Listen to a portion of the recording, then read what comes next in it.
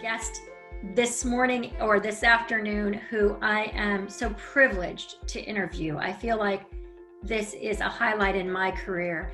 And so it is my pleasure first to welcome you, YY Jacobson, Rabbi YY Jacobson, to share a little bit of your background, which is so illustrious, and we could spend an hour talking about it because you literally sat at the feet of the Rebbe. So we're going to talk a lot about that, but that experience drove you to become a worldwide educator.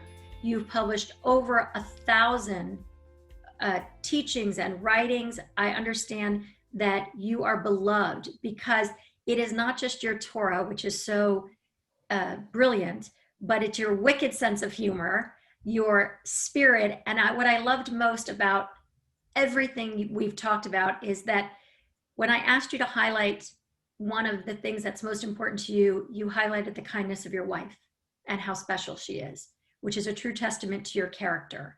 So welcome, we're delighted you're here. Thank you, it's my honor and privilege. Thank you for the opportunity and the great privilege. And I just want to say thank you to Debbie Schneier of Soho Supper Club, because he's the one that introduced us. And he said, what you must know about YY before anything else is that he has a great sense of humor. And so I want to know, how did you, before we even get into the important talk of what is Chabad and the secrets of Chabad, I want to ask you, how did you get the nickname YY? The nickname YY, I think when I was born, they asked the following question: why? Why? And for the rest of my life, I'm trying to justify that question and give an answer. Well, in all sincerity, my Hebrew name is Yosef Yitzchak. Yosef Yitzchak, Joseph Isaac. But in Hebrew, they both begin with the letter Y. When I got married, my mother-in-law, who's 5th-generation American, Pittsburgh, grandparents, Pittsburgh platform, you know, real American Jews, 5 generations, not like me. My parents were immigrants. She had a hard time pronouncing Yosef Yitzchak. You know, not all Americans can give us that ches, the challah. So my mother-in-law said, you know what, it's YY. And YY it was. It's interesting, and it's Yud Yud, which is also an acronym for God. Yud Yud is an acronym for God, yeah. So if I could see myself always as a divine ambassador, I will live the life I'm supposed to live. You are an ambassador, and Chabad is often seen as a very activist movement that really focuses on ambassadorship. But at the center of it, it's a very intellectual movement, and it draws on the deepest Kabbalistic theology and ideas. I would love you to start by telling us, what is the most profound intellectual idea that is at the heart of the Chabad philosophy? I think one of the profound and, for me, very powerful and inspiring ideas at the heart of Chabad philosophy, it's really at the heart of Judaism, but Chabad has really, you know, ran with this idea, is the radical emphasis of oneness, of cosmic, spiritual, psychological harmony, that the universe is one, that the planet is one, that all of reality is really an aspect of divine infinity, that the integration and unity lie at the core of science, physics, psychology, theology, and all aspects of wisdom. And Torah, the role of Torah is to reveal that oneness and that harmony.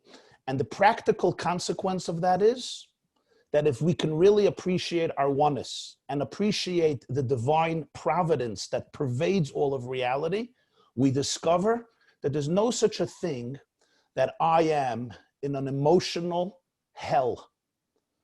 Every situation I'm in is really a mission. I am sent to transform darkness into light and compartmentalization and fragmentation into oneness. I remember there was a teenager who I knew struggled terribly, psychologically and emotionally, a lot of stuff. And he wrote a letter to the Lubavitcher Rebbe of blessed memory, and Rabbi Schneerson, and he said, you know, why me? Why me? And I thought the Rebbe would be nice and empathetic and say, you know, I'm here for you and go to this professional. The Rebbe wrote that, but he also wrote something spectacular. He wrote to this child, to this youngster. He said, you have an infinite light inside of you. By working through these challenges, and only by working through these challenges, you will discover your infinite resources and you will change the world.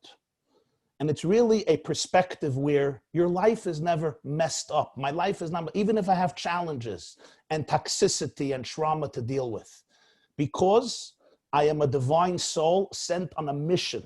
And if I have challenges, it's because I was sent into that place to reveal the incredible light that exists in that space and inside of myself. So what mission? I love this idea. You know, I share a deep roots in the Chabad movement from my own family, but what mission would you encourage people to feel in this moment when we are so fractured? How do you feel like each person should be living each day right now? I think when I wake up in the morning, this is what I learned from my teacher. When I wake up in the morning, I can have one of two attitudes. Either I am a victim to the circumstances, a victim to my problems, a victim to the world problems, or I can see myself as an ambassador of God to bring light, love, healing, awareness, authenticity, wisdom, closeness, and redemption. Either I am part of the problem or I am part of the solution. So we're never naive. I remember the president of Israel, the third president of Israel, his name was Zalman Shazar.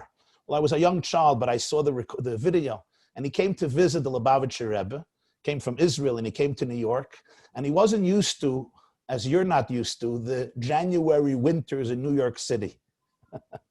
You know what a January, February winter in New York City is? I lived in New York for 3 years. Yeah, I know. So you are, so you know, somehow, I always say, I don't know why global warming favors Miami and Los Angeles, but maybe one day New York as well.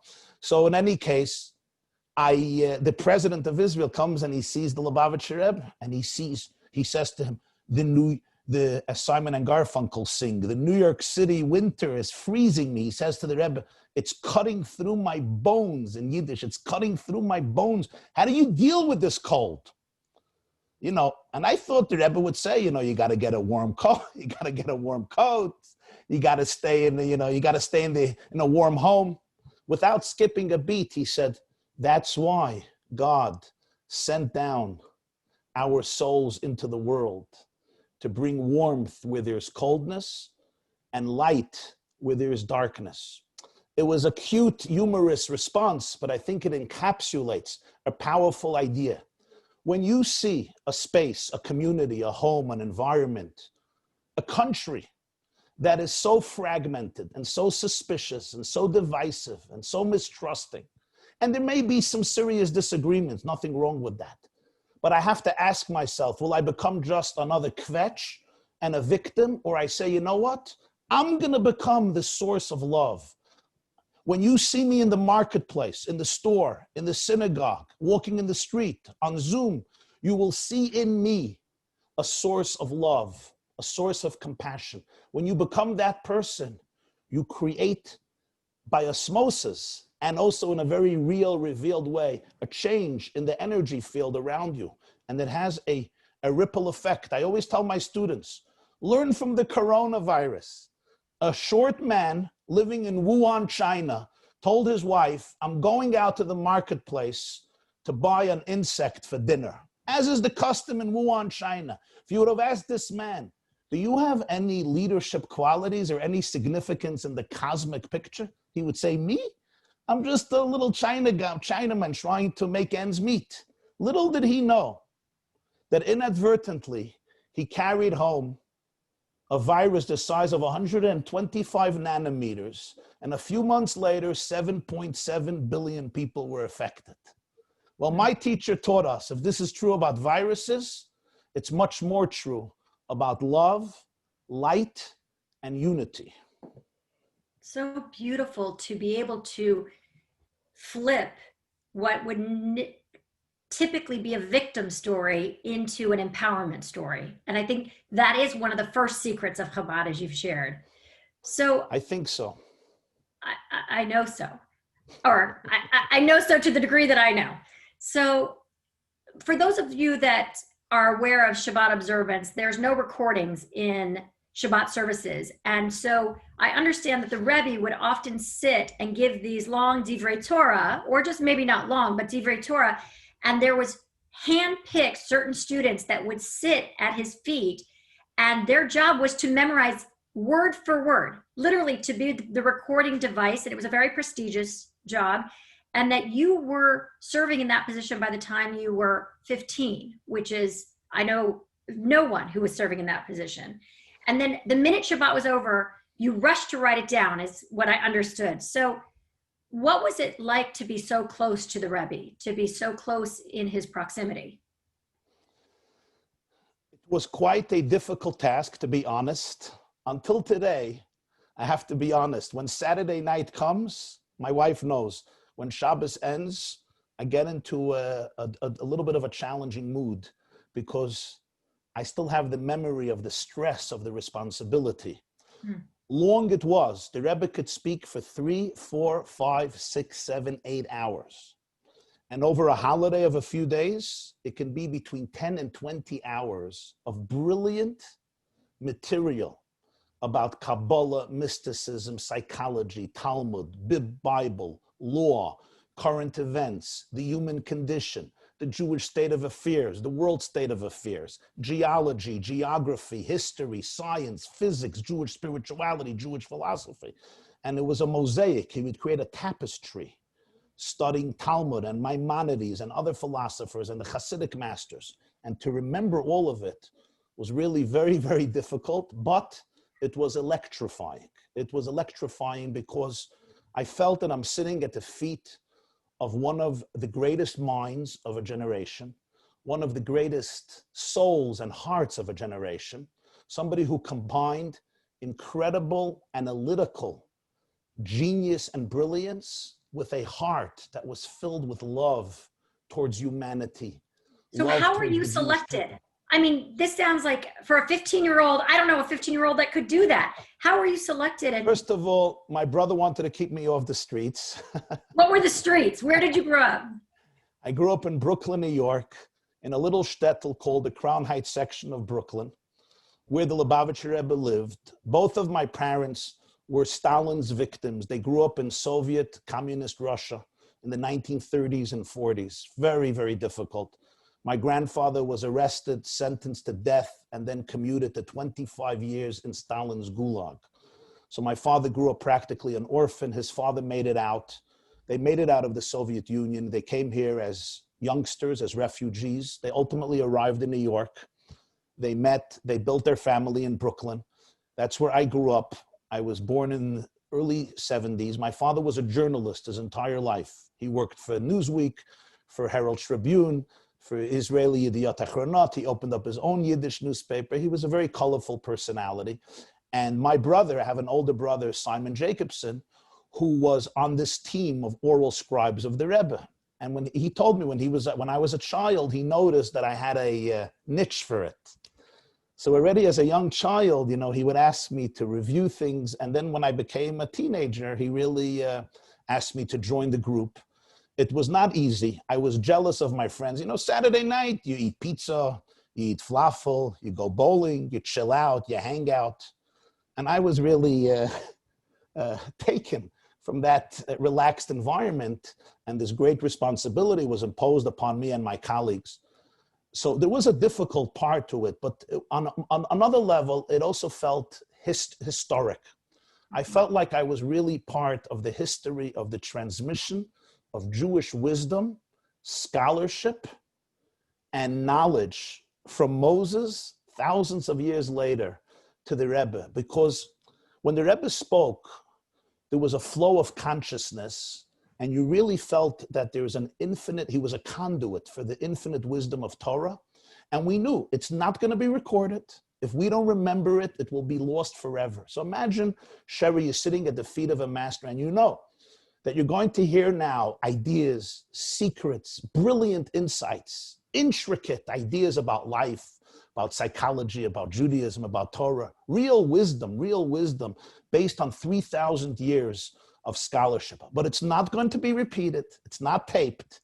And you have the responsibility to record it in your mind. That's what it felt like. So there was a certain electrifying, historic urgency What as was we he said most there. passionate? Was he most passionate about through your 15-year-old eyes? And would you say it's the same today? Excellent question. What I felt, the truth is that the Rebbe he didn't speak, he was not a regular orator in the sense he would not, take off his glasses and put on his glasses and lift up his hands and make jokes and tell stories.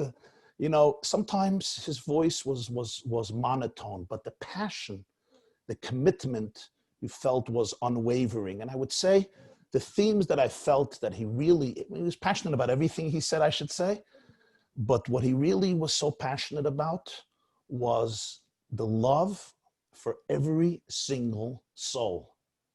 The Rebbe could not tolerate divisiveness, hatred, fragmentation, narcissism, apathy, indifference, carelessness, and also the eternal covenant that God made with the Jews as a light unto the world to revolutionize the landscape of planet Earth and bring healing and love and redemption to the world.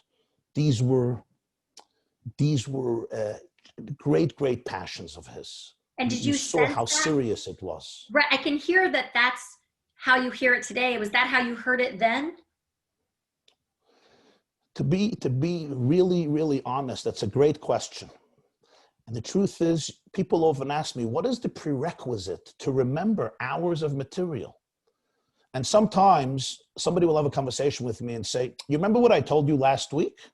And I say, I don't. You have to remind me. I say, I don't understand. You memorized the Lubavitcher Rebbe for hours and you can't remember what I told you last week? I don't know how to break the news to them that what they told me last week I didn't feel was as historic, as significant. But we won't go into that. But the truth is, the prerequisite for memorizing is no analysis, complete suspension of the intellectual ego and opening myself up like an empty vessel just to absorb without judgment.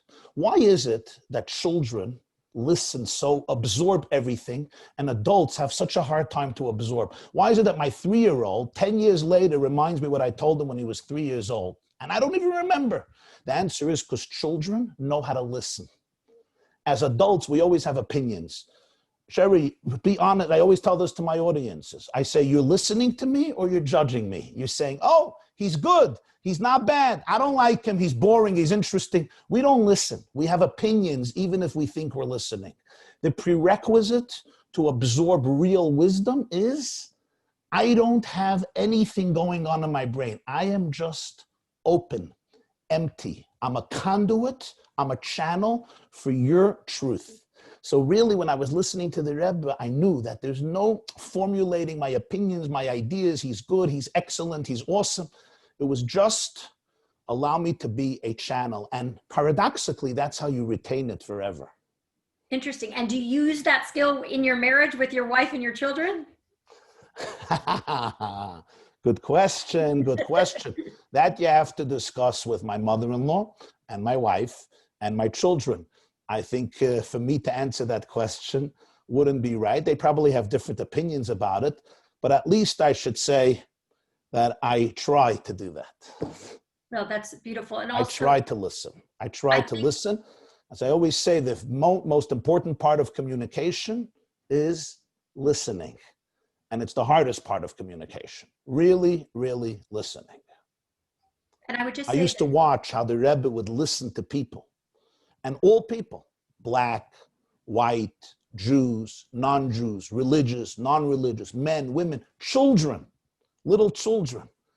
And I learned that the real greats take the child very seriously because they tune in, they realize that in every person there is infinity. There's a fragment of God. And therefore, if there's something in a person, if you cannot find something in every person that inspires you, you're not in tune with the soul, with the energy of the cosmos. You're on an ego trip. You need to emancipate yourself. so let's pivot because there's so much there, but I want to pause. A lot of secular Jews come into contact with the Chabad community in surprising ways. Maybe there's a Hanukkah festival at the Century City Mall, or maybe someone's asking you to put on tefillin, or maybe there's a Chabad couple reaching out in your community. Help us understand how those Chabad leaders are there to shape us and grow us, as opposed to create fear in us, as I often hear. Wonderful.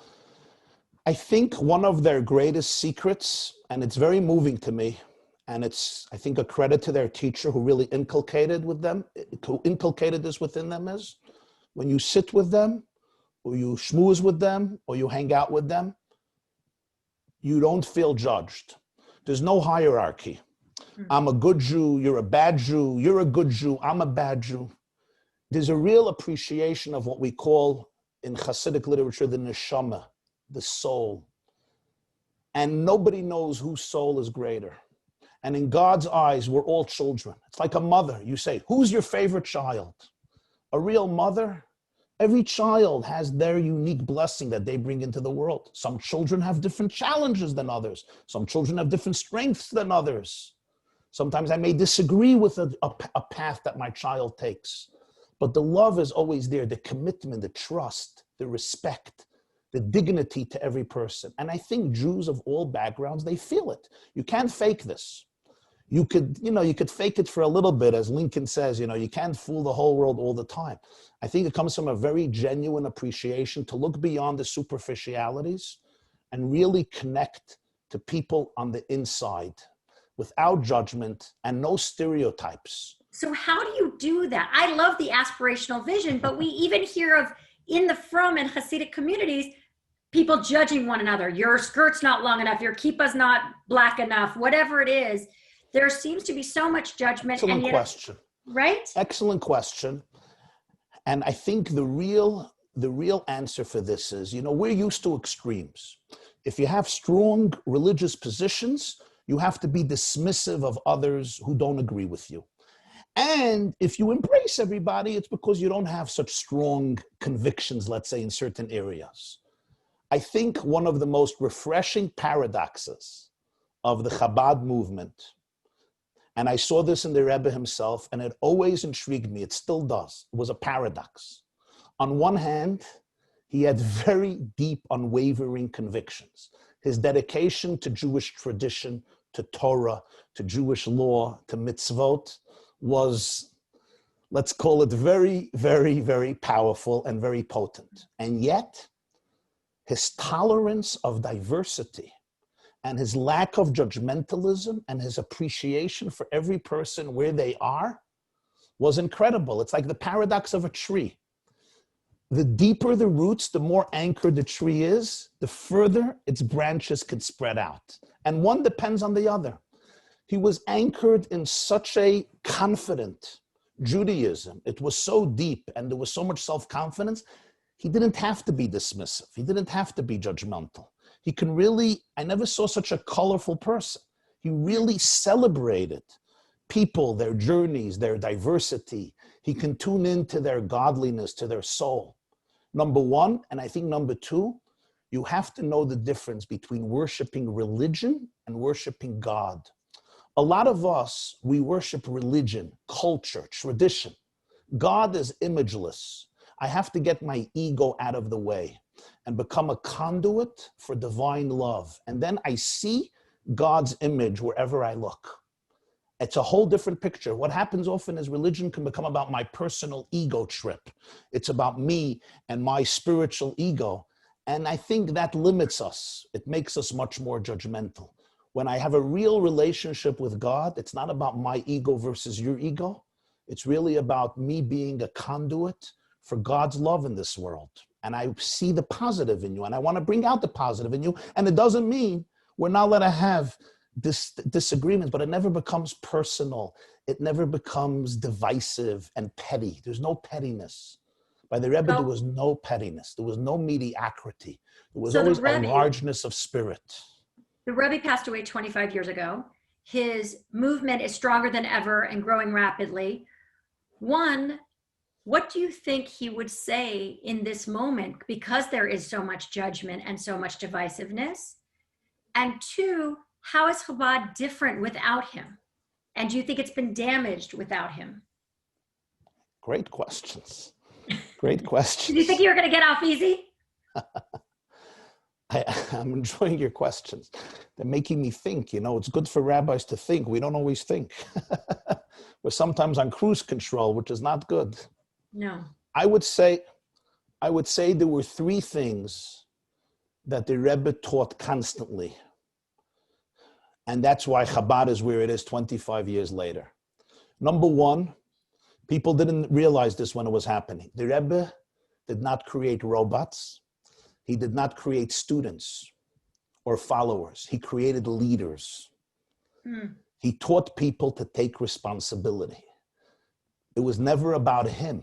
It was about you. He would often say, somebody was said, you're shluchim, you're messengers in the world. He said, they're not mine. They're God's messengers in the world. I'm just a conduit for God. So he taught his students to take responsibility like he did. Don't be a follower. Don't be a disciple. Don't let me convince you. The Rebbe managed to light a fire in their bellies. So when he died, people thought Chabad would decline. What happened was it became stronger because they felt personal responsibility. He did not like followers. He wanted people to take initiative, number one. Number two, if I could quote William Shakespeare, some people are born great. Some people achieve greatness. Some people have greatness thrust upon them. I would say, and this is the honest truth, if you ever met the Lubavitcher Rebbe, somehow he thrust greatness upon you. He did not believe that there are small people. He did not recognize it. I have friends from school. I'll be frank with you. I did not see them as very talented or grand people. I thought the trajectory of their life would be fairly nice, simple, and yet somehow they became leaders. They're putting up buildings, creating organizations, schools, camps. I'm like, where did this happen? The answer is the Rebbe believed in the greatness of people. And when somebody believes in you like that, you know what happens? You start believing in yourself that way. And the third thing, also I think a very powerful point was, he believed in the product.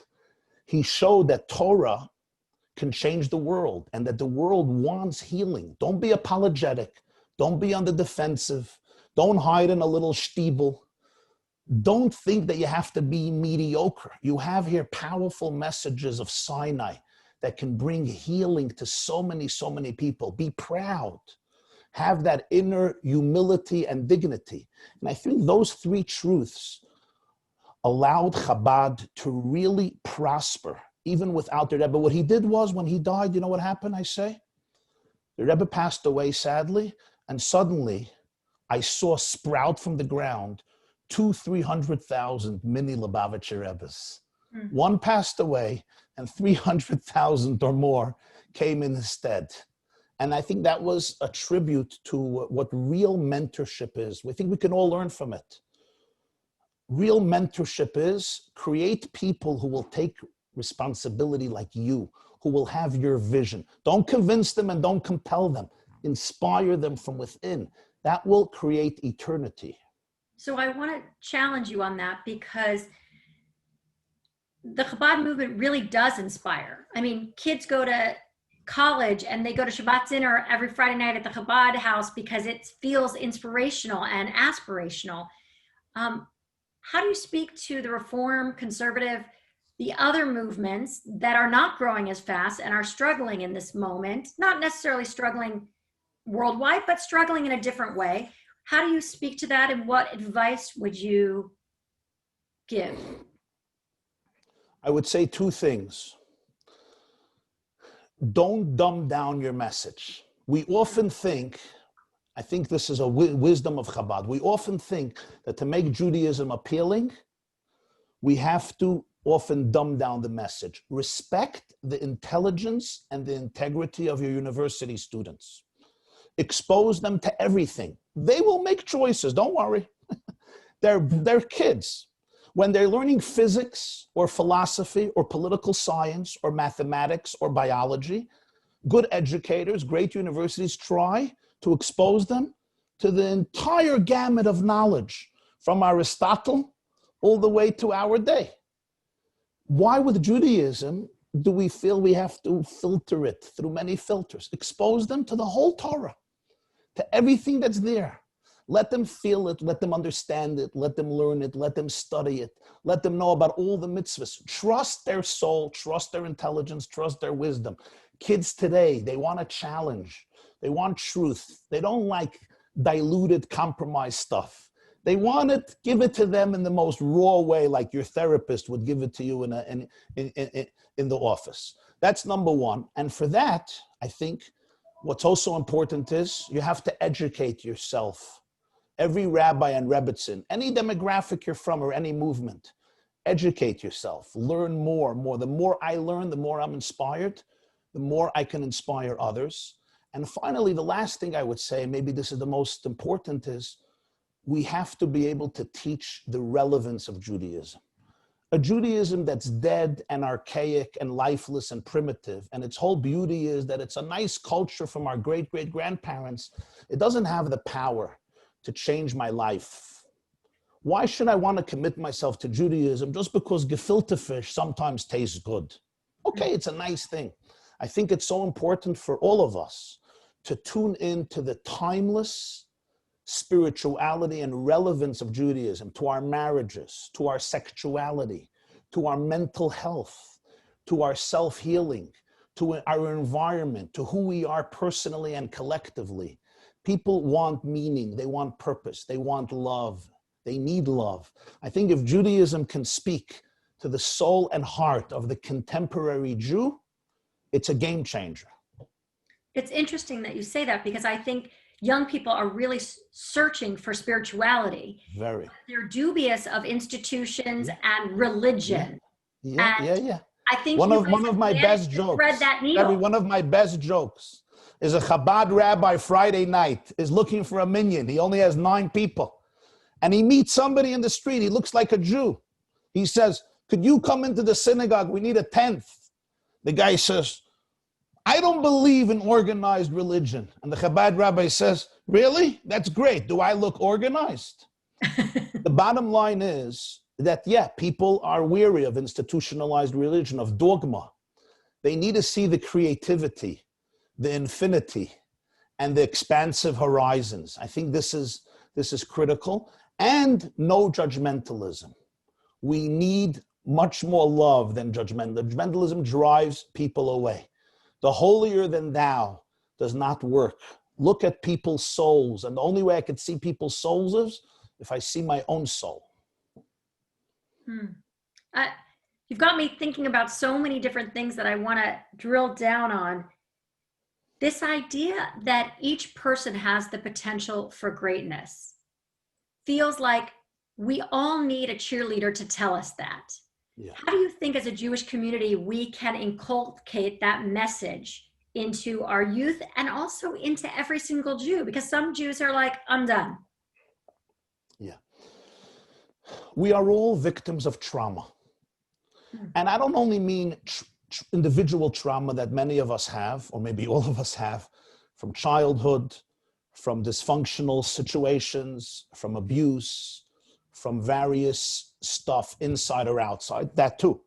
But I'm also talking about intergenerational trauma. Our people have been through a lot, as many people, but we take the cake.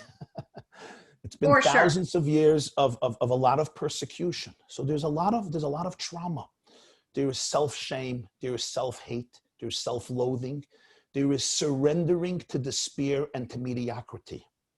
And I think today Jewish leadership rests not in 1 or 2 or 3 iconic figures, even though it's wonderful to have them, but it really rests in you and you and you and me and us. Each and every single one of us must be a source of empowerment for people. If you're speaking to teenagers, you're speaking to youth in schools, in synagogues, in programs, in the street, invite your neighbor Friday night. Tell a teenager you may have trauma, but your infinity is more powerful than all your trauma. You could contain it. Let not your trauma define you. Let your greatness define you. And when each and every one of us becomes that person, I think we really can touch people's lives. very much. Do you see the cultic figurehood of Judaism, like the Rebbe, getting replaced by a democratized Judaism?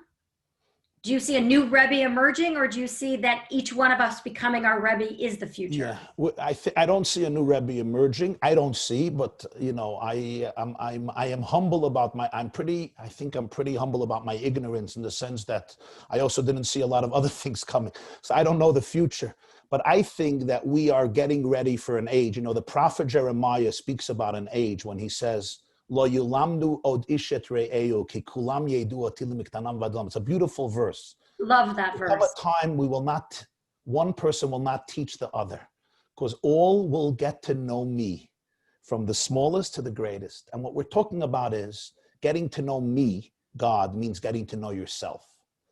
I think we want to reach a place where we all become in touch with our deepest infinite core. And then, although we always learn from each other, but ultimately it's your own personal relationship with divinity that turns you into a conduit for God in this world. So if that leads you not to be an observant Jew, but to be a passionate, committed Jew to God, would you say then you're a from Jew? A little story to respond. My sister-in-law had a relative, an older woman who was not religious, let's put it that way. She was not Orthodox, she was not religious. She was a little traditional in the sense that she did some stuff. And she came into the Rebbe because she donated the publication of a book of Psalms for her husband, who was religious. And the Rebbe began blessing her and her children to have Yiddish nachas. To have Yiddish nachas means to quell from the pleasure, Jewish pleasure that your children will give you. So she said in Yiddish, Rebbe, I'm not frum. I'm not frum. You got the wrong client. He looked at her and he said unforgettable words. I have to say this in Yiddish and I'll translate. Mein Tochter, mir wissen nicht wer ist frum. My daughter. He called her my daughter. My daughter, we do not know who's frum. And I love that response, because we really do not know. You know, there's people who go visit the sick every day. There's people who selflessly are dedicated to kindness. That is a mitzvah that Hillel said. That is the whole Torah. The whole Torah is love your fellow like yourself. So them I will call not from, but somebody else who may do other great stuff and doesn't do that. So the external labels, they don't speak to me. Yes, there are cultural differences and traditional differences, and you should not be naive. You know, we should all be aware, etc. But in terms of real frum, I'm not a person who could define this one as frum, that one is not frum. It's very sensitive, and only God really knows the deepest intimate secrets of the human soul. Our job is to inspire, to see the good, and to accentuate the potential and positive in every individual. So does the future have no denominations, no labels, so to speak? Does the future have no labels? And I say, exact same labels that the Torah has. We go back to Moses. Did Moses have labels of denominations? Did Abraham have labels and denominations? Let's remember, the labels and denominations happened less than 300 years ago as a result of the Enlightenment that began in the late 1600s, the early 1700s in England, in France, in Germany, then traveled to the East. And that's when Jews, because of societal pressure and because of statements like Napoleon's general who said, to the Jew as an individual, we will give everything. To the Jew as a people, we will give nothing. 1807 or so. This created internal pressure for Jews to begin to define themselves. And all we did is we all got stuck in our labels.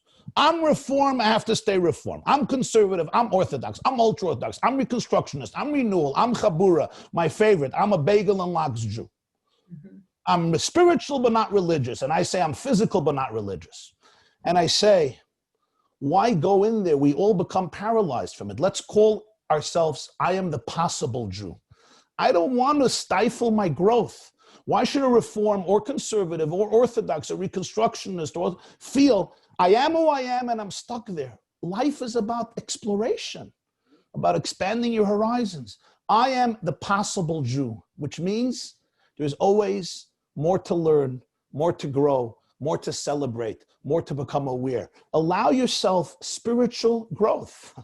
Well, I love that idea that the labels limit us and the unlimited All of possibilities. us, they limit all of us. And it doesn't mean there's no disagreements. But the these unlimited labels, I think it paralyzes people. It also creates phobias. It creates stereotypes. But you can also have different beliefs, which is what you're saying. Like this person can believe that one thing and that believe another, but that not limit you in the kind of Jew you are. That is one of the greatest secrets of the titled it The Secret of Chabad, Simply Jewish. When they sit in front of us, what we would call a secular Jew, an assimilated Jew, there is no, I am this, you're this, I'm judging you, you're judging me. We're buddies, we're brothers, we're sisters, we're one family. Hitler in the gas chambers gassed the most secular Jew with the same venom like the most religious Jew. And as the Rebbe always taught us, if you were Jewish enough for Mengele to send you to the gas chambers, you are Jewish enough for me to love you with all my heart. What's the one thing that every Jew or aspect of Judaism should know?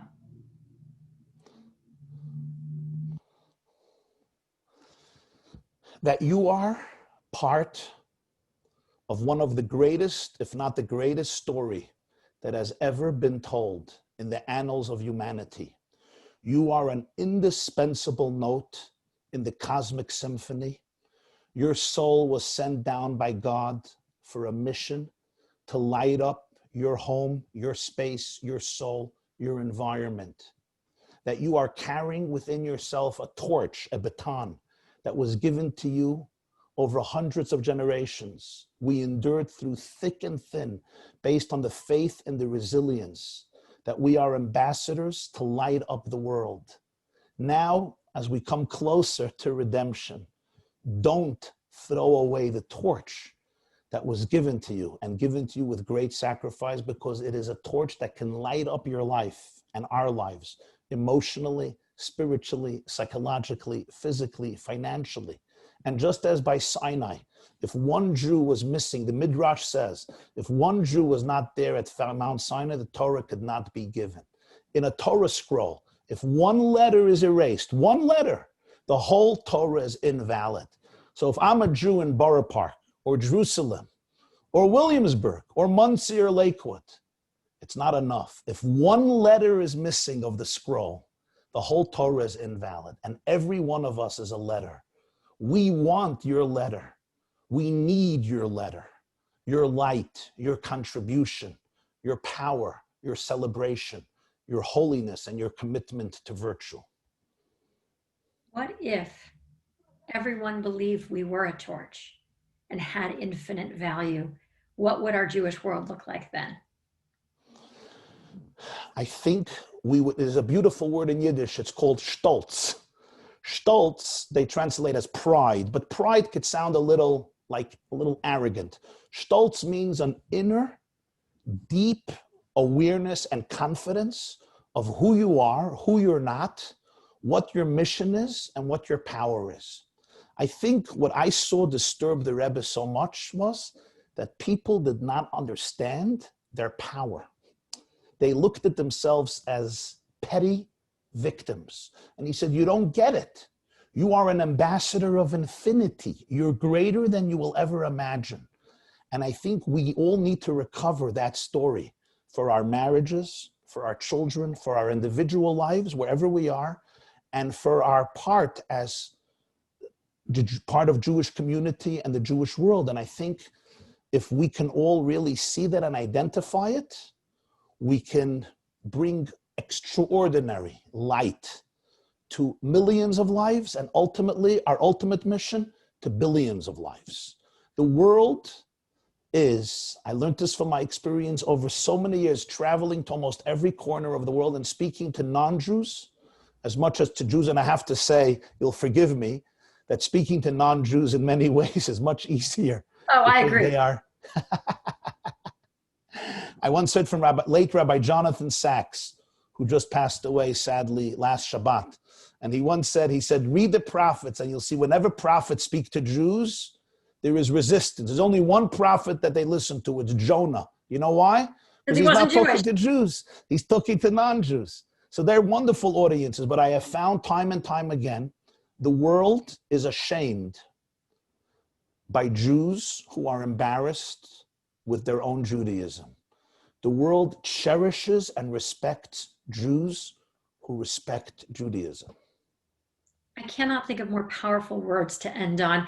I just want to sit at your feet for hours and hours, like you sat at the Rebbe's feet, because your Torah is so powerful. And you've not only given us secrets, but you've given us real chizuk, real strength today. Thank you. And I think the Rebbe really taught you well to inspire every human to be. That's a that compliment I will take with me.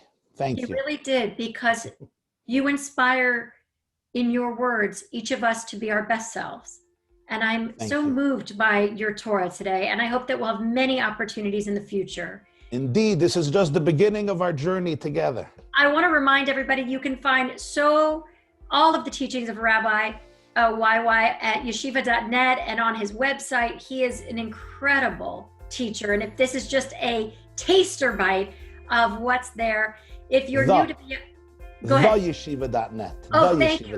TheYeshiva.net, and we'll put it in our Q&A. I want to remind everybody that B'Yachad, spirited by JAJU, is a non-denominational and non-political organization. We want to bring Torah, Jewish wisdom to the world, and I can't think of a day where we had a job well done.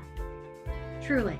Thank you so much. It was a privilege to speak to you, Sherry, and a privilege to speak to all of you who are listening and tuning in. Really, really my privilege. And I want to really bless myself and bless all of us to always remember that we have the choice to empower ourselves and to empower others.